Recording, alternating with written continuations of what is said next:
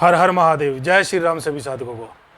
साधकों, आज मैं आपके सामने जो वीडियो लेकर के आया हूँ, उस वीडियो के माध्यम से आज मैं भक्ताई की वो परतें खोलने जा रहा हूँ जो मतलब आज तक आपको किसी भी गुरु ने नहीं बताया होगा कि किस प्रकार एक महाशक्ति को सिद्ध करने से घर की वह सभी शक्तियाँ सिद्ध हो जाती हैं, जिसके बाद आप अपने घर के कोई भी काम या आपके दरबार के कोई भी काम करवा सकते हैं।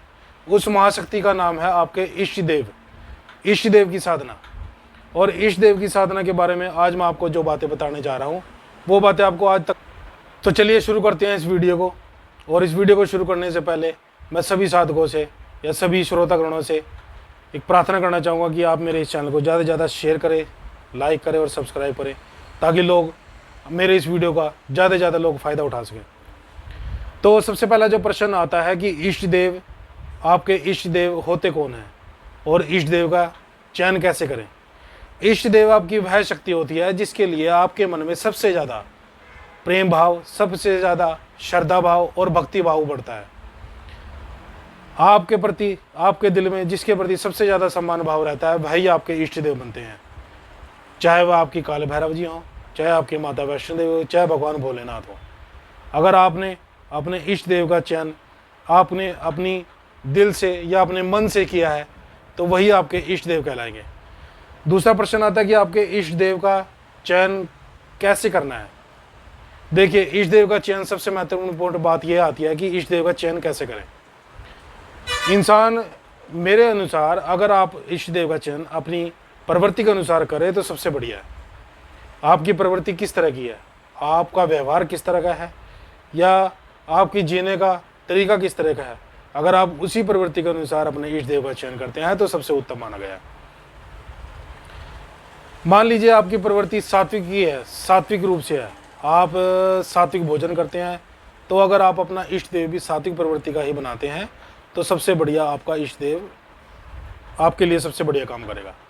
ठीक है। दूसरी बात आती है उन लोगों के बारे में जो है तो सात्विक तरीके से, लेकिन उनका व्यवहार क्या है आजकल कि भाई हम मंगलवार शनिवार को नहीं खाते पीते, बाकी वो शनिवार को नहीं खाते पीते, बाकी और दिन हमारा खा जाते हैं, चल जाता है। ठीक है। तो उन लोगों से आज मैं बोलना चाहूँगा कि अपनी प्रवृत्ति के अनुसार ही अपने इष्ट देव का चयन करें।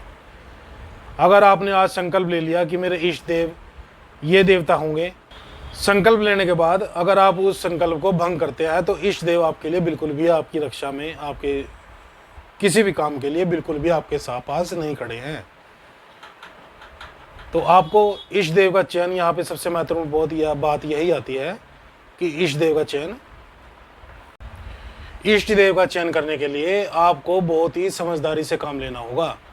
अगर आप अपनी प्रवृत्ति को बदलने की इच्छुक हैं और हाँ, ये सोचते हैं कि मैं बदल लूँगा अपने आप को, तो ही आप अपना इष्ट देव का चयन अपनी प्रवृत्ति के अनुसार बदलें। अगर आप सोचते हैं कि भाई मैं नहीं, आपकी दृढ़ संकल्प शक्ति नहीं है इतनी कि मैं नहीं कर सकता और मेरे से एक दिन यह संकल्प टूट जाना है, तो उन लोगों को मैं यही बताना चाहूँगा कि आप अपने इष्ट देव का चयन अपनी प्रवृत्ति के अनुसार ही करें। आपकी प्रवृत्ति किस तरह की है, आपकी प्रवृत्ति का डेली जीवन आप जिस तरह का जी रहे हैं, क्या वह झूठ बोलने वाला है, क्या वह मांस मदिरा खाने वाला है, या क्या आप एक तामसिक जीवन जी रहे हैं, या फिर आप सात्विक जीते जीते कभी कभार तामसिक प्रवृत्ति की तरफ चले जाते हैं। तो ऐसे लोगों को मैं यही कहना चाहूँगा कि भूल कर भी आप सात्विक देवता को अपना इष्ट देव ना बनाएं, क्योंकि सात्विक देवता दिल के बहुत अच्छे होते हैं। अगर उन्होंने एक बार आपको देख लिया कि आप सात्विक प्रवृत्ति से हटकर अपनी प्रवृत्ति को चेंज कर लिया, तो बिल्कुल भी वो आपकी रक्षा के लिए, आपके किसी भी काम के लिए आपके साथ बिल्कुल नहीं आएंगे। ठीक है। तो देखिए, इष्ट देव एक आप ही का स्वरूप होता है। अगर आप मांस मदिरा या आपका जो तामसिक जीवन जी रहे हैं, अगर आप उसी अनुसार अपने देवता का चयन करें तो आपके लिए सबसे बढ़िया है। ठीक है। आपकी प्रवृत्ति अगर सात्विक है तो आप सात्विक देवता का ही चयन करें। ठीक है। सात्विक शक्ति तामसिक प्रवृत्ति वाले बंदे का साथ बिल्कुल नहीं देगी। हाँ, जो अपने तामसिक देवता हैं, वह एक सात्विक देवता के साथ हमेशा खड़े हैं। वह उनको ये नहीं बोलेंगे कि भाई तूने मेरे को पहले दारू या मुर्गा मीट मुर्गा जो भी तूने मेरे को मतलब बलि दी है, या जो भी मेरे को आप भोग प्रसाद दिया है, या कलेजी वगैरह जो भी मेरे को चढ़ाई है, और आज तू मेरे को ये पताशे और पान पोड़े पे लेकर आ गया है, तो वो आपसे नाराज नहीं होगा इतनी जल्दी। लेकिन एक तामसिक प्रवृत्ति के देवता को आप तामसिक में कन्वर्ट करने की कोशिश करेंगे तो बिल्कुल ऐसा बिल्कुल नहीं चलेगा।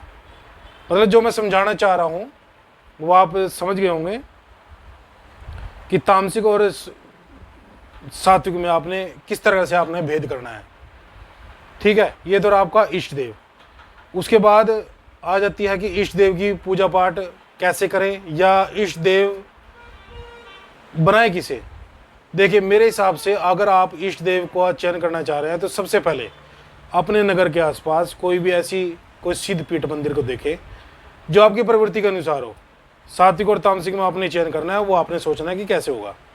सिद्ध पीठ मंदिर अगर आपको कहीं मिल जाता है, उसमें कोई भी देवता है देवी है, अगर आपकी प्रवृत्ति के अनुसार है तो आप उसको अपना इष्ट देव बनाइए, सबसे बढ़िया रहेगा, सबसे उत्तम रहेगा।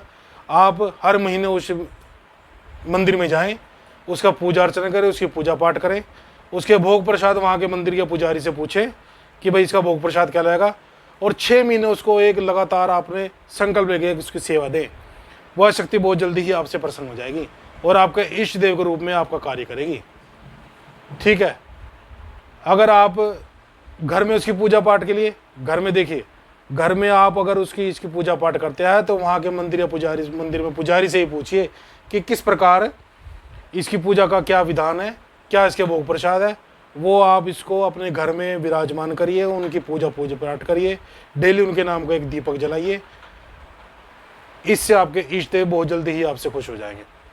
अगर आपने इस शक्ति को मना लिया तो आपको अपने घर की बाकी 4 शक्तियाँ, जो कि मैंने आपको पहले भी वीडियो में बता चुका हूँ, बाकी की 4 शक्तियाँ आपके साथ हमेशा आपके लिए ये जो इष्ट शक्ति है आपकी 4 शक्तियों को आपके लिए हमेशा तत्पर रखेगी।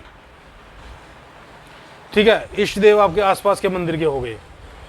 हो सकता है आपके इष्ट देव अगर देखिए जो अपने हैं ये सात्विक जो साधक है, अगर आपके आसपास कोई भोलेनाथ का शिव मंदिर है, भोलेनाथ महादेव जी का, तो आप उनको अपना इष्ट देव बनाइए, सबसे बढ़िया। इष्ट देव अगर भोलेनाथ जी आपके हैं तो समझ लिए सारे काम सोने पे सुहागा। ठीक है, सात्विक और तामसिक मैंने आपको दोनों बता दिए हैं। अब बात आती है कि एक भक्ताई की रूपरेखा कैसे तैयार करें। रूपरेखा भक्ताई की आप ऐसे कह सकते हैं, जैसे मैंने आपको पहले 4 वीडियो में आपकी 4 शक्तियों के बारे में बताया, आपकी घर की शक्तियाँ हैं। सबसे पहले खेड़े क्षेत्रपाल की शक्ति, संडे के संडे जाइए खेड़े क्षेत्रपाल पे, अपने जो नगर का जो खेड़ा क्षेत्र होगा, खेड़े महाराज होंगे, उन पे जाइए। हर संडे आपको वहाँ पे देसी घी का दीपक जलाइए, उनको कच्ची लस्सी से नहलाइए और 5 पतासे और 11 पतासे का भोग लगाइए। इससे आपके खेड़े महाराज हमेशा आपसे खुश रहेंगे। ठीक है, दूसरी शक्ति आती है आपकी कुलदेवी शक्ति। देखिए कुलदेवी शक्ति के लिए आपको ज़्यादा कुछ करने की जरूरत नहीं है, अपने घर के मंदिर में एक दिया कुलदेवी के नाम का डेली जलाएं। कुलदेवी का दीपक जलेगा, साथ में 6 महीने में, साल में एक बार अपने कुलदेवी के धाम पे अपने पूरे परिवार सही जाइए। देखिए कुलदेवी घर की माता होती है और बहुत जल्दी खुश होने वाली देवी है। इनको आपने ज़्यादा कुछ मतलब इतना कुछ करने की जरूरत नहीं पड़ती। अगर आप 6 महीने भी इनके दरबार पे जाते हैं, इनका भोग प्रसाद जो भी आपका बनता है, जो भी आपके परिवार में पूछता है, उसको आप लेके जा सकते हैं। कुलदेवी आपकी हमेशा खुश रहेगी। नंबर 2 आता है आपका पितृदेव की शक्ति। आपके खेड़े पितृदेव जो अपने घर के पितृदेवता हैं, सबसे पहले तो आपको पता होना चाहिए आपके पितृदेव कितने हैं। उस हिसाब से मावस के मावस उनके भोजन निकालिए, अंगारी पे उनका भोजन दीजिए। ठीक है, और उनके नाम का दीपक प्रज्वलित कीजिए। पितृदेव सिर्फ इतना ही चाहते हैं। अच्छा, होली दिवाली पे उनके कपड़े निकालिए, बस ये आपको इतना सा काम करना है। पितरों का, आपके पितर हमेशा आपसे खुश रहेंगे। ठीक है, किसी भी तांत्रिक दुंत्रिक के, किसी भगत के, मेरे जैसे बंदे के चक्कर में पड़ने की जरूरत नहीं है आपको। ठीक है, तीसरा आपका चौथी शक्ति होगी आपके घर के कुल देवता की शक्ति। देखिए आपने अगर अपने खेड़े क्षेत्रपाल जी को मना लिया है तो आपको कुल देवता को मनाने की जरूरत नहीं है। हाँ, अगर फिर भी आपके घर के कुल देवता का स्थान कहीं आसपास है तो कुल देवी की तरह ही इनका भी आप हर 6 महीने में एक बार इनके धाम पर जाइए, इनका जो भी भोग प्रसाद है आपके परिवार में जो लगता होगा सिर्फ वो दीजिए, उन्हीं पे ये खुश हो जाएंगे। चारों शक्तियाँ आपकी खुश हो गई। आपके दिशा के चारों कोने इन्होंने कवर कर लिए। चारों कोने आपके कवर होने के बाद आपको किसी भी ऐसे मंत्र को सिद्ध करने की जरूरत नहीं है कि आपको अपना आसन कीलना पड़े या आपकी दिशा कीलनी पड़े। ये चारों शक्ति जब आपके साथ खड़ी हैं, आपके इष्ट देव आपके साथ खड़े हैं, बस हो गया आपका भक्ताई का मार्ग स्टार्ट। करिए भक्ताई। और जो बंदे आज ये सोच रहे हैं कि भाई 11 दिन, 21 दिन या 41 दिन में ये सब कुछ सिद्ध हो जाएगा या सब कुछ तैयार हो जाएगा, तो ये आपकी सबसे बड़ी भूल है। मिनिमम से मिनिमम 6 महीने आपको इन चारों शक्तियों को, जिस तरह से तरीका मैंने आपको बताया है, ये तरीका आप यूज़ करिए। 6 महीने तक आपके अंदर जो उस इष्ट देव का, उस चारों शक्तियों का एक बीज अंकुरित हो जाएगा भक्ताई का। उस 6 महीने के बाद जो आपकी सेवा लगेगी, उस सेवा से ही आप अपने सारे काम करवा सकते हैं। या आप जो अपना दरबार लगा रहे हैं, या उस दरबार से या अपने घर के जो भी कार्य आपको करने हैं, दिन दुगनी रात चौगुनी उनती, उसी मार्ग को बोलते हैं। ठीक है, तो आज मैंने आपको भक्ताई की ये रूपरेखा आपकी तैयार करवा दी है। इस मार्ग पर चलकर आप इसको हमको करिए। आपको किसी भी चौंकी पर, किसी भी भक्त पर, किसी भी गुरु पर जाने की जरूरत नहीं है। आप इसी से ही अपना कल्याण कर लेंगे और उस मार्ग को पकड़ लेंगे जिस मार्ग पर बड़े बड़े ऋषि मुनि साधुगण आज तक जाते आए हैं। हो सकता है मेरे इस बताए तरीके से आज उन सभी गुरुओं को कुछ ठेस पहुंच सकती है कि जो ये सोचते हैं कि भाई इसने तो सारे नियमों को एक ताक पे रखे और रास्ता ही इनका चेंज कर दिया है। तो भैया मैं उन गुरुओं से भी माफ़ी मांगना चाहूँगा कि भाई मेरा तो यही रास्ता है और इसी रास्ते पर चलकर मैंने आज सिद्धि प्राप्त की है। ठीक है, आशा करते हैं कि आप भी इसी मार्ग पर चलकर आप अपनी सिद्धि को प्राप्त करेंगे, अपने सभी कार्यों को बनाएंगे। तो आज के लिए इतना ही। आगे मिलेंगे आपको अपनी नेक्स्ट वीडियो के साथ। हर हर महादेव, जय श्री राम।